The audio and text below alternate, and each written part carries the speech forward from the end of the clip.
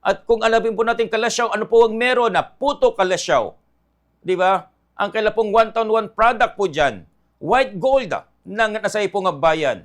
Diyan po nakikilala po ang Kalasyaw. Andi lang po sa baha, mga kabombo. Kaya nga ito ay nais po nila na magkaroon po ng tinatawag po na saysay na Kalasyaw.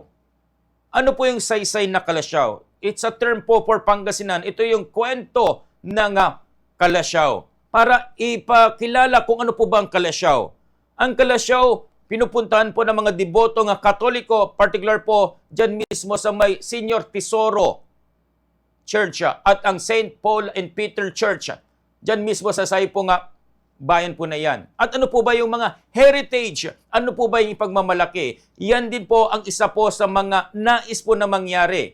Dahil ang saysay na Pangasinan, saysay na Kalasyaw, ay ito ay pagpapakilala, pag-alam, or ito yung kwento ng Kalasyaw. Kasi sabi nga po nila na ang isang bayan kapag may kwento, ay may kwenta po yan. At kapag may kwenta, may pera. Dahil yan po ang kinakailangan na mangyari. Yung pong ipakilala ngayon pong Tourism Month, ang bayan po ng Kalasyaw para ito po ay puntahan.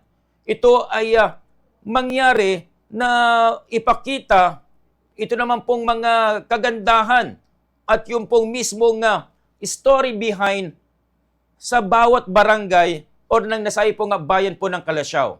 Kaya ito, atin naman po nga pakinggan dahil for the celebration po ng Tourism Month, ngayon po nga Setyembre, binanggit nga po ng nasabi pong alkalde na isa ito sa mga nagnanais po nilang gawin.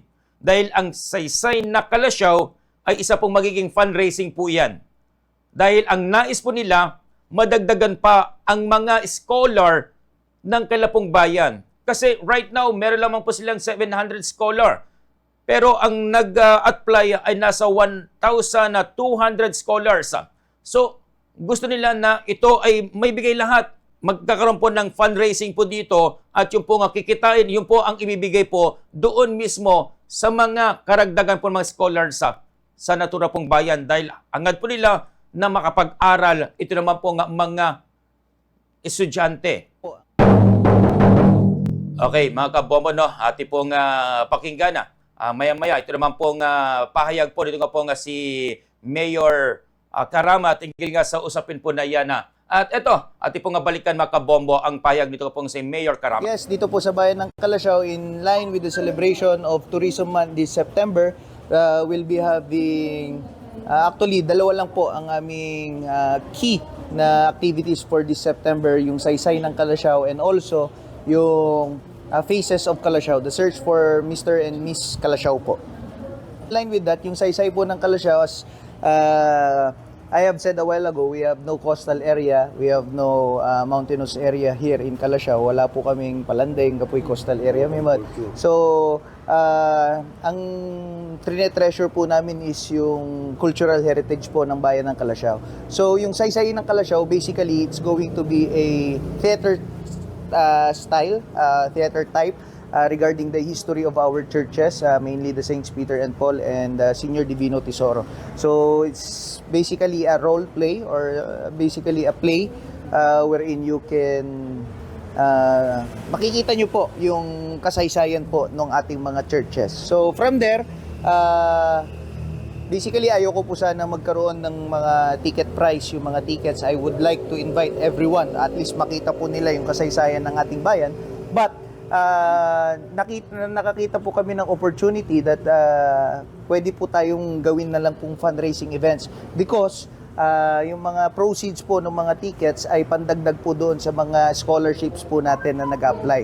Because we all know that maliit lang po ang pondo po ng bayan ng Kalasyaw, but marami po ang interesadong mga estudyante na mag-apply po ng mga scholarship grants po natin, mga ating mga, what do you call this, incentives po para sa ating mga scholarship. So, naisip po natin na gawing fundraising event na lang yung saysay ng Kalasyaw, and the proceeds will be distributed to the different students na nag-a-apply for the scholarship incentives. At present, ilan po yung scholars ng... Well, ang kaya lang po natin i-cater is 700. Actually, nagdagdag na po tayo doon. But, Ang mga nag-apply is more like 1,200.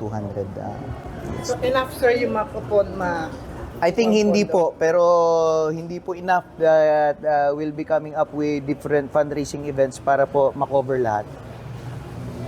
first pa lang ito. Yes, kasi minimal lang naman po yung ticket price lang po natin. So yung at least ma-afford po ng masa. Ang